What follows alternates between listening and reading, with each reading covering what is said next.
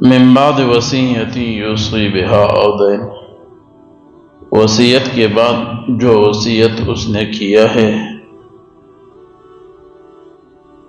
یا قرضہ ادا کرنے کے بعد، آباؤکم و ابناؤکم، تمہارے باپ دادا ہیں اور تمہارے بیٹے ہیں، لا تدرون ایہم اقرب لکم نفعا، تم نہیں جانتے ان میں سے کون زیادہ قریب ہے تمہارے لیے نفع پہنچانے کے اعتبار سے، فریضۃ من اللہ، یہ اللہ کا مقرر کیا ہوا فریضہ ہے، ان اللہ کان علیما حکیما، بے شک اللہ تعالی علم رکھنے والا، جاننے والا اور حکمت والا ہے۔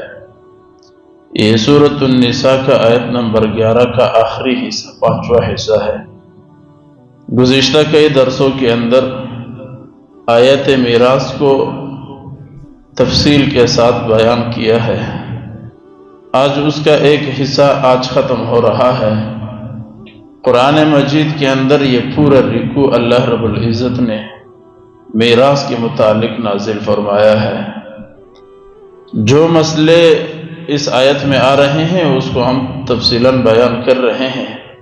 کچھ مسئلے ایسے ہیں جو ہمارے معاشرے میں تو ضروری ہے لیکن آیت کے ذیل میں نہیں آ رہے ہیں، وہ انشاءاللہ آنے والے دنوں میں ہم بیان کریں گے۔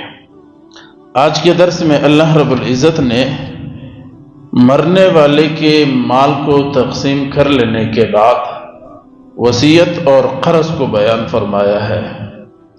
اللہ رب العزت نے فرمایا من بعد وصیت یوصی بہا او دین، حصے مقرر کرنے کے بعد اللہ رب العزت نے وصیت اور قرض کو بیان فرمایا۔ یہاں پر پہلی بات یہ سمجھ لے، وصیت اور قرض میں یہاں تک کہ پہلے میں کہہ چکا ہوں اور تفصیل بیان کر چکا ہوں، مرنے والے آدمی کے مال میں سے سب سے پہلے اس کے کفن دفن کا انتظام کیا جائے گا۔ دوسرے نمبر پہ کیا تقسیم کرنا ہے؟ قرآن میں تو اللہ نے فرمایا وصیت اور قرض۔ اب وصیت کو پہلے مکمل کرنا ہے یا قرض کو پہلے ادا کرنا ہے؟ تمام علماء اور فقہاء ملت اور محدثین اور مفسرین اس بات پر متفق ہیں کہ لفظوں میں تو وصیت مقدم ہے، پہلے ہے قرآن میں، لیکن حکماً اور معناً یہ بعد میں ہے۔ اللہ رب العزت نے قرآن میں وصیت کو پہلے ذکر کیا اور قرض کو بعد میں ذکر کیا، مگر فی الحقیقت اور معاشرے میں پہلے قرض ادا ہوگا پھر اس کے بعد وصیت ادا کی جائے گی۔ یہ ایک قانون اچھی طریقے سے ذہن میں رکھیے۔ کچھ علماء نے اس کا دلائل پیش کیے ہیں۔ ایک دلیل یہ ہے کہ حضرت علی رضی اللہ تعالی عنہ نے فرمایا کہ وصیت یہ حقوق اللہ میں سے ہے اور قرض یہ حقوق العباد میں سے ہے، اور یہ مسئلہ سب کو معلوم ہے کہ حقوق العباد یعنی بندوں کا حق وہ اللہ کے حق سے پہلے ادا کرنا ضروری ہے، چونکہ اللہ کا حق اللہ زندہ و تابندہ ہے اور بندوں کا کوئی پتہ نہیں ہے، اس لیے پہلے بندوں کا حق ادا کیا جائے، وہ قرض کی صورت میں ہوتا ہے، وصیت بعد میں ادا کی جائے۔ یہ سمجھ لے وصیت کس کے بارے میں کی جائے گی اور وصیت کون سا بہتر ہے۔ پہلی بات یاد رکھیے، وصیت مرنے والا خواہ کرے، ضرور کرے، لازمی کرے۔ ہمارے جتنے بزرگان علماء اور صلحاء اور صحابہ گزرے ہیں ان سب نے وصیت کی ہے۔ وصیت کرنا ایک نیک عمل ہے اور بہترین عمل ہے اور قرآن اور حدیث سے ثابت عمل ہے، اور وصیت کے اندر سب سے پہلے دو باتوں کا لحاظ رکھے۔ ایک، اپنے مال کو دے کر اس کے 1/3 حصے میں، تیسرے حصے میں صرف آپ نے وصیت کرنا ہے، باقی میں نہ وصیت نافذ ہوگی اور نہ جائز ہوگی۔ 90 روپے میں سے صرف 30 روپے کے اندر آپ وصیت کر سکتے ہیں، 3 روپے میں سے 1 روپے کے اندر آپ وصیت کر سکتے ہیں، 100 روپے میں سے 200 روپے میں سے 300 روپے میں سے 100 روپے کے اندر آپ 1/3 اس کو بولتے ہیں، اس سے زائد وصیت آپ نے وصیت ایسی کی جائے جس کے اندر آپ کے لیے صدقہ جاریہ رہے۔ نبی علیہ الصلوۃ والسلام نے فرمایا کہ خوشی کی بات ہے کہ اللہ رب العزت نے تمہیں تصدق کی اجازت دی ہے، یہ وصیت جو ہوتا ہے آپ کے ذمے میں تو وصیت ہے، جس کو مل رہا ہے اس کے حق میں یہ صدقہ ہے، لہٰذا حدیث میں بھی تصدق کا لفظ استعمال ہوا ہے۔ وصیت ایسی چیزوں میں کی جائے کہ مسجدوں ہوں، مدرسے ہو، غریب ہو، مسکین ہو، محتاج ہو، ان کے حق میں وصیت کی جائے، پانی کا مسئلہ ہو، کسی کے اور مسئلے ہو، ان چیزوں میں جو آپ کے لیے صدقہ جاریہ رہے، آپ کے لیے باعث ثواب رہے، رشتہ داری کو نہ دیکھے، اپنے قبر کو دیکھے، اور اپنے تعلقات کو نہ دیکھے، اپنی محبت اور اپنی جذبات اور خواہشات کو نہ دیکھے، بلکہ اپنے قبر کے منازل دیکھے کہ میں کس کے بارے میں وصیت کر رہا ہوں، کیا میرے مرنے کے بعد اس کا مجھے کوئی نفع پہنچے گا یا نہیں پہنچے گا، مجھے کوئی ثواب یا کیوں، ایسے بارے میں وصیت کی جائے۔ ہمارے معاشرے میں جتنی وصیت ہو رہی ہے خواہشات کی تکمیل ہے، جذبوں کا اظہار ہے، اپنے من پسند کی چاہتے ہیں وہ ہم پورے کرنے چاہتے ہیں وصیت کے اندر، یہ مجھے پسند ہے، یہ میرا اچھا ہے، یہ میرے لیے کھانا لاتا ہے، یہ میرا فلاں کرتا ہے، فلاں میں اس کو وصیت کرتا ہوں، یہ شریعت کا اصول نہیں ہے۔ تصدق کا لفظ سے بتا رہا ہے کہ صدقہ ایسے کی جائے وصیت میں کہ اگلا والا آپ کے لیے نفع بخش بن جائے، آپ کے لیے نفع بن جائے، ایسی وصیت کر دینا چاہیے۔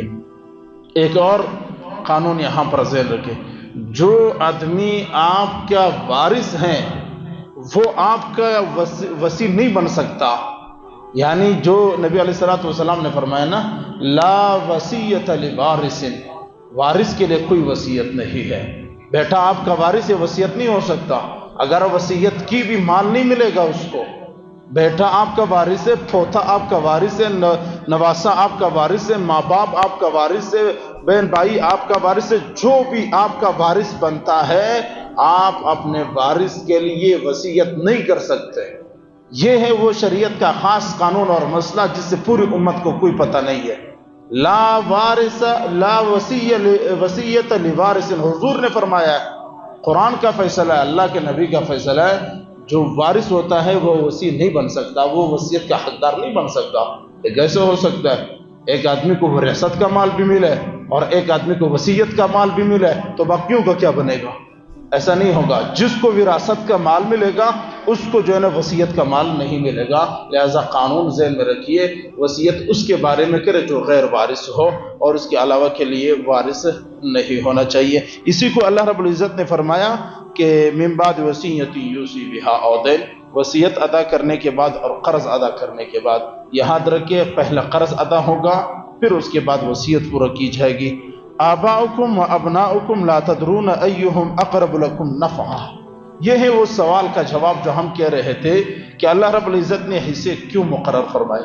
یاد رکھیے آج کی دنیا میں اس کا مثال بہت آسان ہے، اگر اللہ رب العزت مال کو تقسیم، وراثت کو تقسیم نہ کرتے قیامت تک کوئی بندہ اس پر متفق ہو ہی نہیں سکتا، جس دور اور زمانے کی بات ہو۔ کیسے ہو سکتا ہے کہ ایک مکان کے اوپر ہم لوگ اتفاق کر لیں، اتنا تو لے لے اتنا، یہ تو بہت مشکل ہے، بہن ہو یا بھائی ہو یا دوست ہو یا رشتہ جتنے بھی ہو، جو وارث ہو۔ اس لیے اللہ رب العزت علیماً حکیمہ ہے، علم بھی رکھتا ہے، حکمت بھی رکھتا ہے، اس لیے اللہ رب العزت نے پہلے ہی اس کو بیان فرما دیا ہے۔ ایک اور بات اللہ رب العزت نے جو یہاں ایہم اقرب لکم نفعا، اللہ فرماتے تمہیں کیا پتا، لا تدرون، تمہیں کیا پتا تمہارا لیے نفع بخش کون ہے، تمہارا باپ ہے یا تمہارا بھائی ہے۔ ہمارا حضرت حیدری شیخ رحمۃ اللہ علیہ کہا کرتے تھے، زندہ باد صرف وہ ہیں جو مر گئے، زندوں کا کوئی پتہ نہیں کب تبدیل ہو جائے، زندوں کا کوئی پتہ نہیں کب بدل جائے۔ آپ کا بیٹا آپ کے لیے خیر خواہ ہے یا آپ کا باپ آپ کے لیے خیر خواہ ہے، کوئی بھی یہ معلوم نہیں ہے، یہ اللہ رب العزت کو معلوم ہے اور اللہ ہی اس کو بہتر جانتا ہے۔ کوئی آج تمہارا حق میں اچھا ہے کل برا ہو جائے، پھر آج برا ہے کل تمہارے حق میں اچھا ہو جائے، لا تدرون، تم اس چیز کو نہیں جانتے ہو، اس لیے اللہ رب العزت نے خود بیان فرما دیا ہے وصیت کہاں کرنی، کتنا مال میں کرنا ہے، اولاد کو کیا حصے دینے، اس کو اللہ رب العزت نے خود بیان فرمایا ہے۔ ایک آخری جملہ اللہ رب العزت نے جو فرمایا ہے، فریضۃ من اللہ، یہ اللہ کے مقرر کردہ حصے ہے، یہ حصے اللہ نے مقرر کر دیا ہے۔ یہ جملہ ٹائٹل ہے، یہ جملہ بہت بڑا قانون ہے۔ کوئی نہ کہے کہ اسلام کا وراثت کا قانون، عائلی قانون یہ کسی کا بنایا ہوا ہے، فریضۃ من اللہ، یہ سارے کے سارے حصے اللہ کے مقرر کردہ ہے۔ اسی جملے پر میں نے گزشتہ درس میں کہا تھا کہ میراث کے فیصلے جرگہ نہیں کرے گا، بیٹھک نہیں کرے گا۔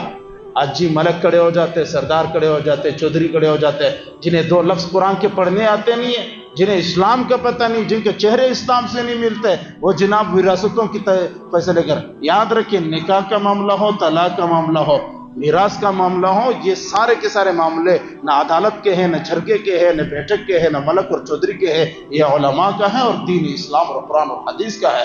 کچھ لوگ کہتے ہیں جی مولوی صاحبان ٹھیکیدار بنے ہوئے ہیں۔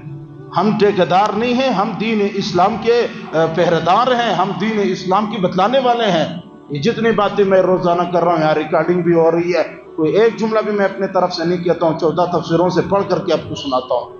ہم علماء کا کام ہے بیان کرنا، بنانا نہیں ہمارا کام، بتانا ہمارا کام ہے۔ لہٰذا یہ قانون اچھی طریقے سے یاد رکھیں، اپنے معاشرے سے اس چیزوں کو ہم نے ختم کرنا ہے۔ طلاق کے مسئلے میں کوئی بھی ملک چودھری وڈیرا حاجی فلاں فلاں کوئی نہیں بیٹھے گا، طلاق کے مسئلے میں علماء بیٹھیں گے۔ اور اسی طرح نکاح کے مسئلے میں کوئی نہیں بیٹھے گا، طلاق کے مسئلے میں، نکاح کے مسئلے میں، میراث کے مسئلے میں، ان تمام مسئلوں میں صرف اور صرف علماء ہوں گے جن کے پاس قرآن اور حدیث کے علوم ہے۔ یہ اللہ خود فرماتے ہیں فریضۃ من اللہ۔ کیسے ہو سکتا ہے جس نے قرآن کی ایک آیت نہیں پڑھی ہے اور وہ ہمارا میراث تقسیم کر دے؟ اللہ پاک سمجھنے کی توفیق